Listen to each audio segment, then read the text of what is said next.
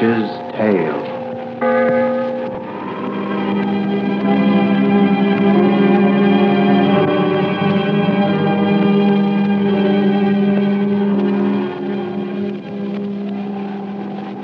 The fascination of the eerie, weird, blood-chilling tales told by old Nancy, the witch of Salem, and Satan, her wise black cat. They are waiting for you now.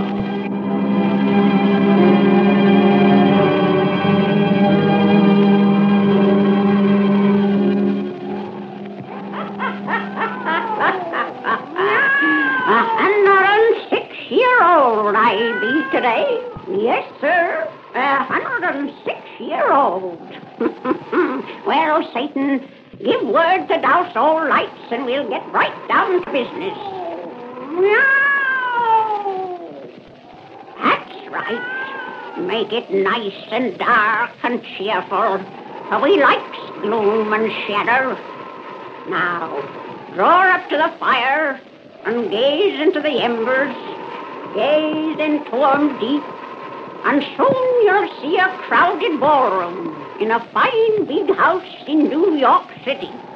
And there, midst happiness and laughter, begins our tale about the power of Lucifer. The power of Lucifer!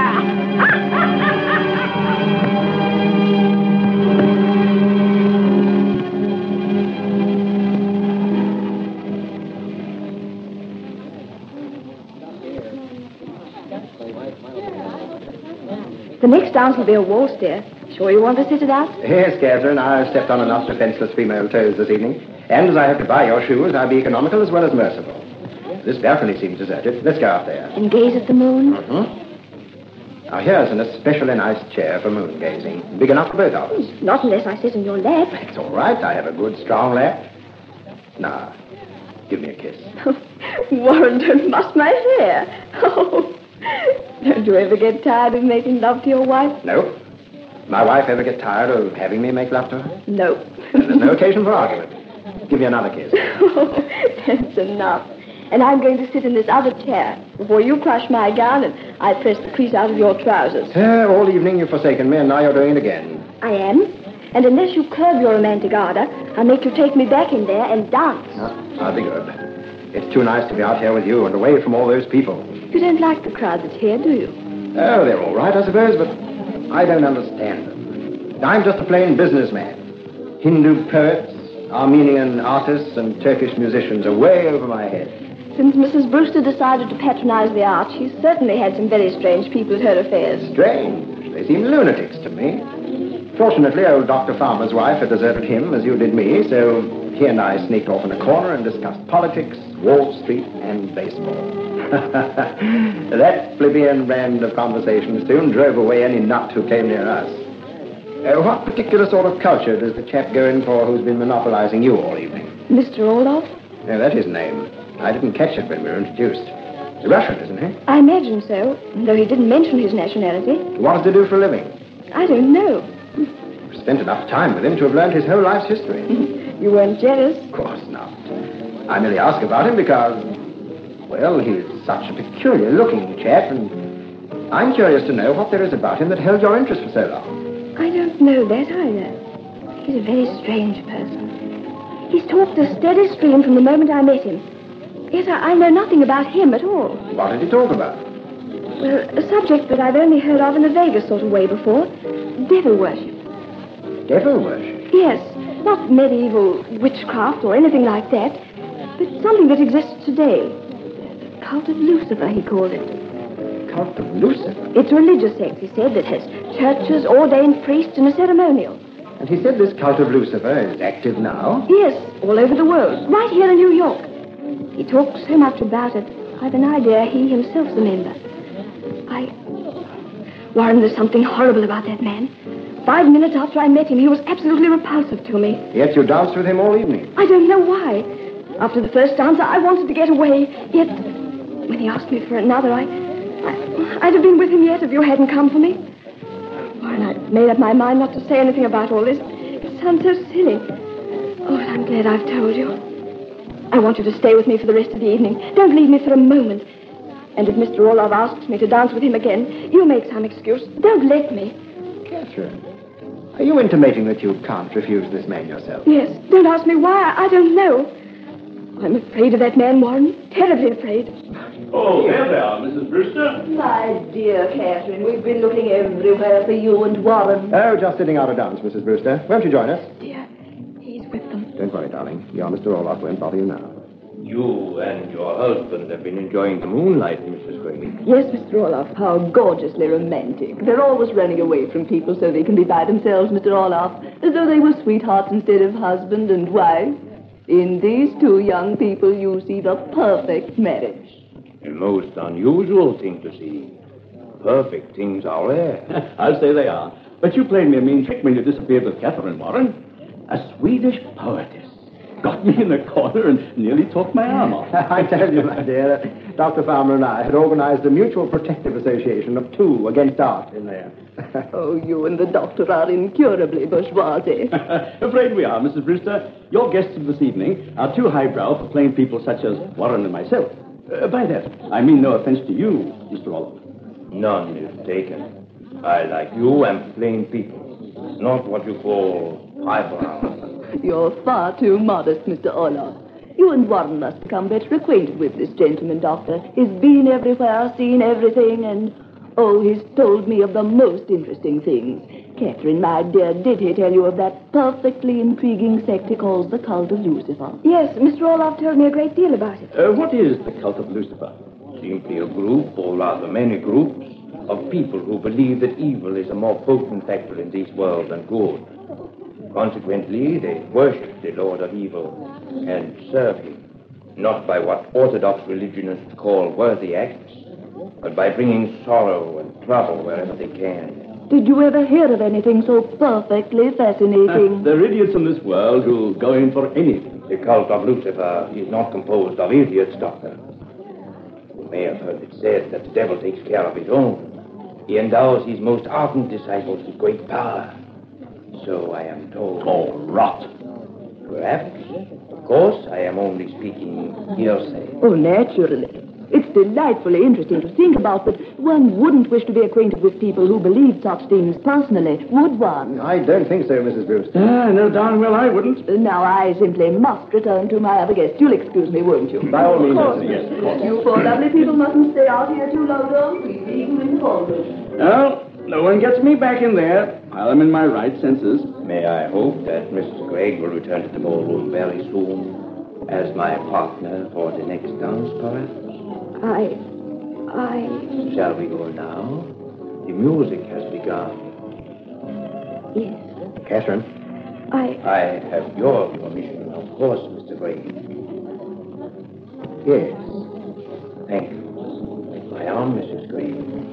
We shall join you gentlemen later. Say, Warren, what's the matter with you? You look as though someone had hit you over the head. Doctor, what? That man made me say yes when I wanted to say no.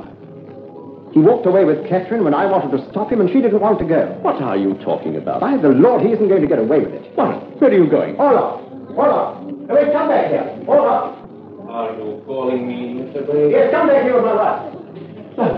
Oh, you're making a scene. What's the matter with you, Warren? You'll soon find out, and so will he. Why have you called me, Mr. Gregg? You know well enough. Step out here on this balcony, and I'll tell you. Let go of his arm, Catherine, and come here to me.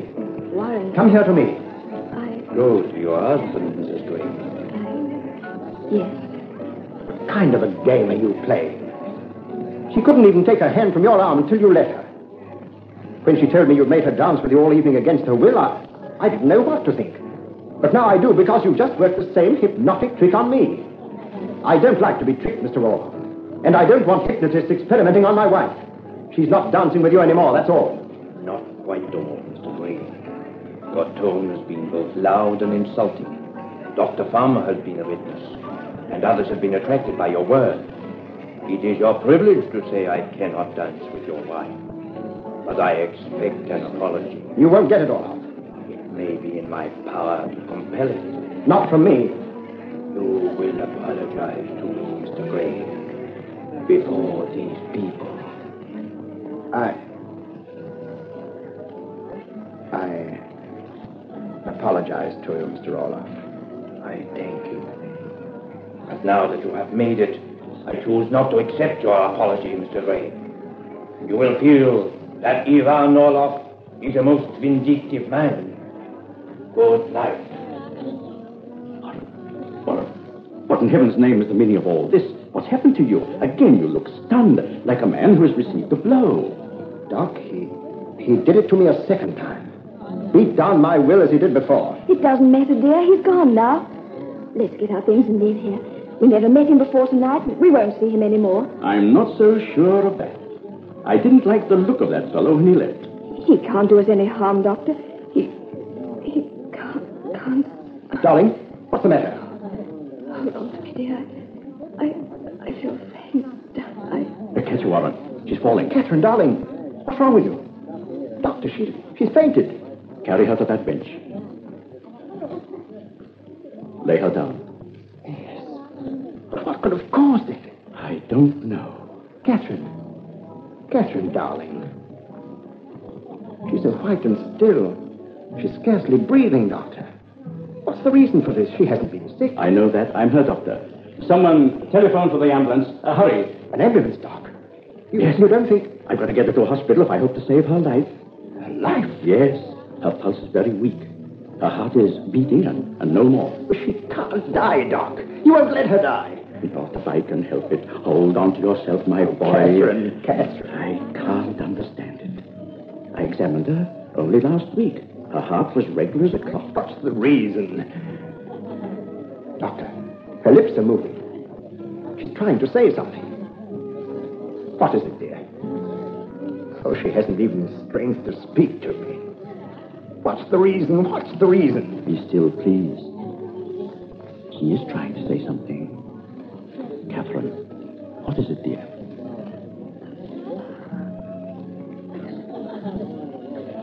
I couldn't hear her, Doc. What did she say? It was just a whisper. I think she said, the power of Lucifer.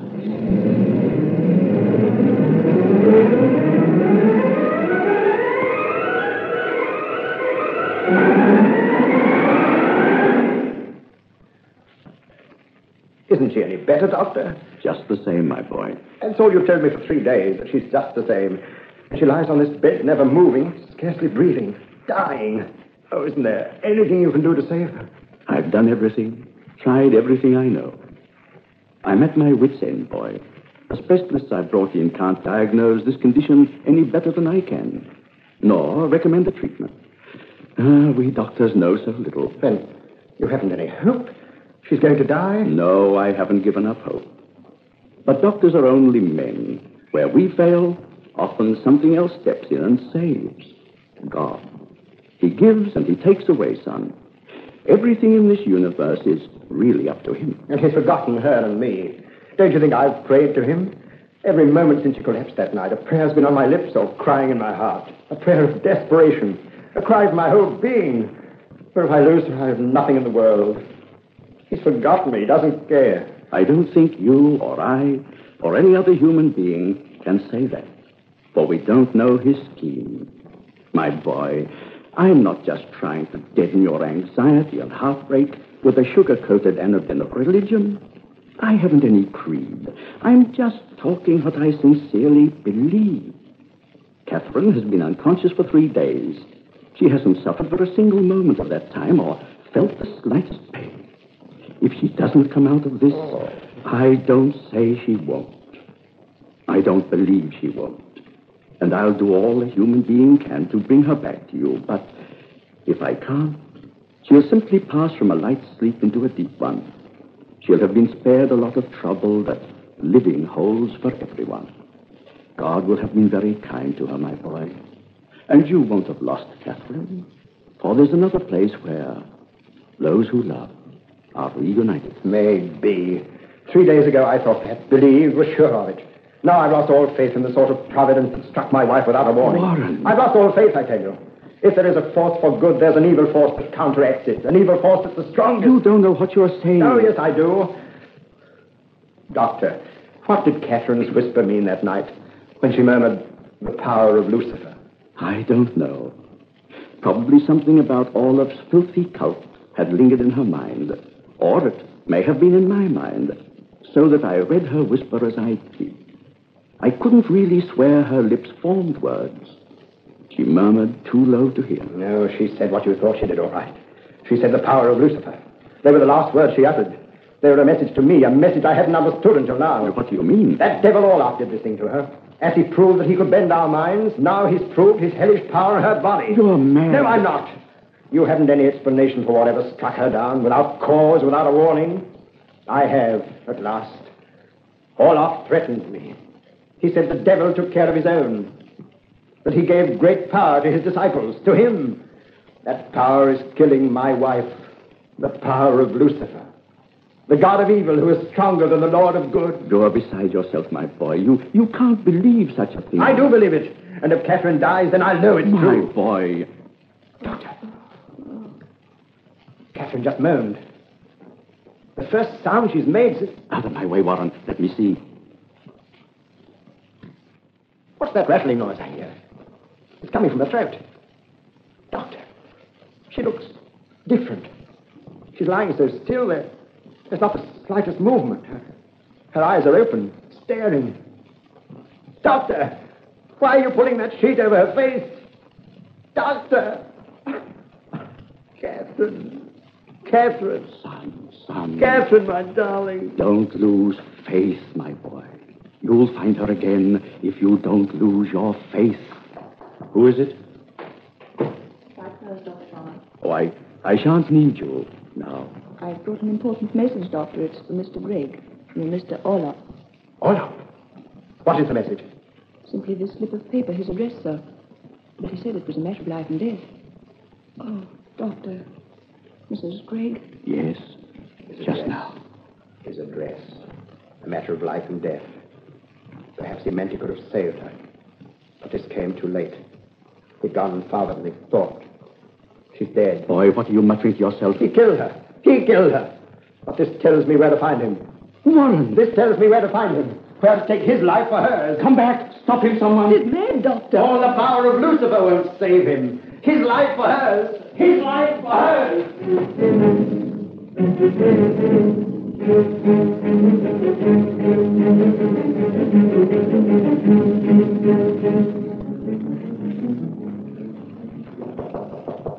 Come in. The gentleman we expected has arrived, Master. It was exactly 11 minutes past midnight when you let him in the downstairs door.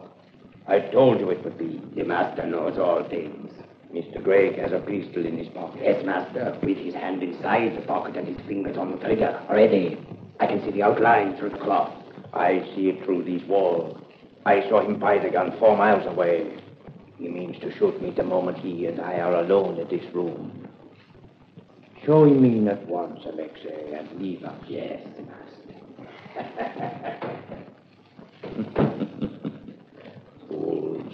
Fools.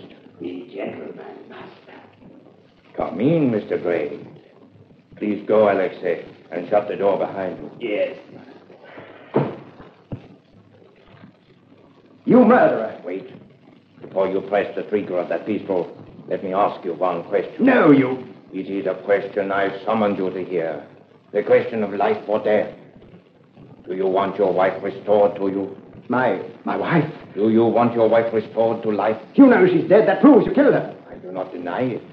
I told you once that Ivan Orlov was a most vindictive man. You fiend. Now you'll pay. Your life for hers. Wait. First answer my question. Do you want your wife restored to life? You're playing with me. A man does not play when another holds a loaded pistol at his breast. And I am very afraid of firearms, really. Keep your pistol, Mr. Gregg. Keep it pointed at my body, if you will. But you had better hear what I have to say before you shoot. So, you relax a little. That is better. I left a note telling you where to find my humble residence as your dear wife breathed her last. Wait.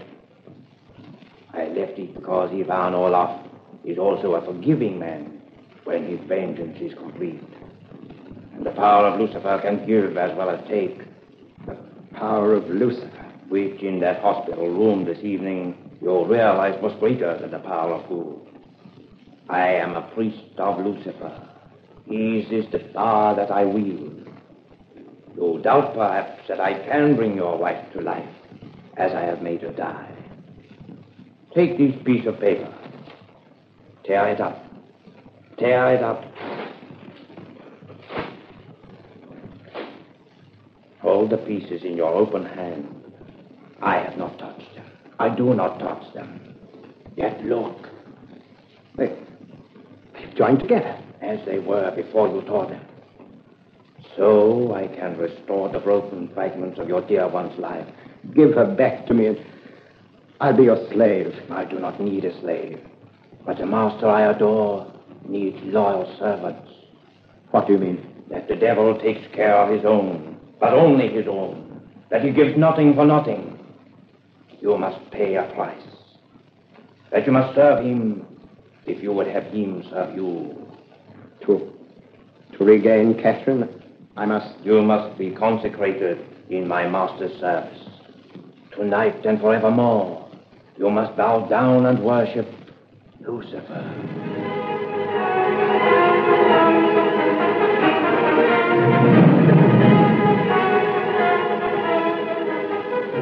You are very pale, my brother. For we are brothers now by the virtue of the faith we share. You did not enjoy your consecration in our order? It was horrible. Bestial. Unholy. Holy and unholy are words we do not employ. A thing is either evil or unevel. For there our power lies. If evil gives you power to bring back the warmth of life to that cold body on the bed, I accept your awful faith. To have her back, to have her love again, is worth the eternal damnation of my soul. If I had a soul.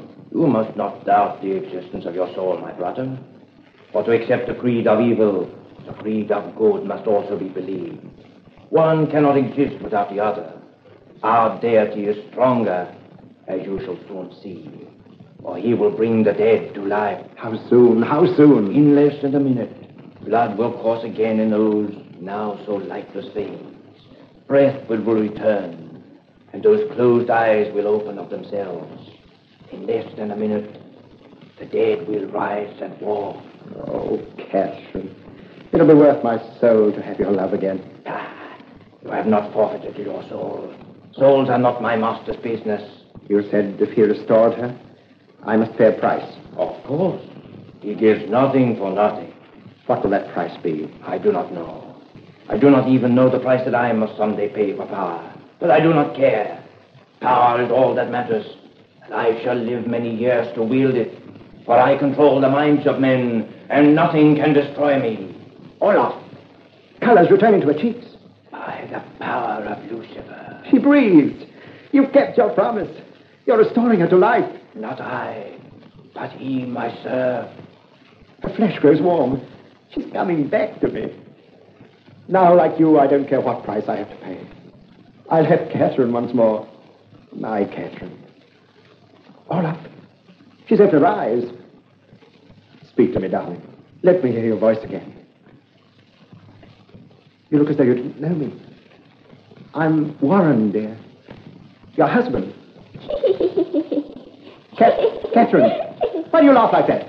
Why are you laughing like a baby? Olaf, her eyes. What about them? They're blank, staring. Her body lives, but her eyes are dead. So they are. I forgot to tell you that, though my master can restore the dead to life, he cannot restore the brain. You mean that Catherine? She is an imbecile, my brother. As I have said, the Lord of Evil has no province over souls. And without a soul, there can be no mind, of course. But rest easy now. You have nothing more to fear. You have paid the devil's price. You monster! You fiend! Drop that gun. Oh! You fool. I told you I had mastery over all created men. When I let you keep that gun this afternoon, I only played with you for amusement. I am a priest of Lucifer. With the power he has given me, I shall live forever. Catherine! She has picked up the gun you dropped. Take it from her and return it to your pocket. It pleases me to have you keep it and know you cannot use it. Imbecile, do not point that gun at me. Drop that pistol, I say, drop it. She has no mind, Olaf. You're powerless before her, and her finger's on the trigger. No.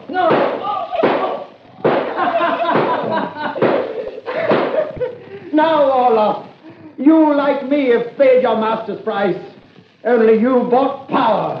Something evil had to sell. I tried to purchase love.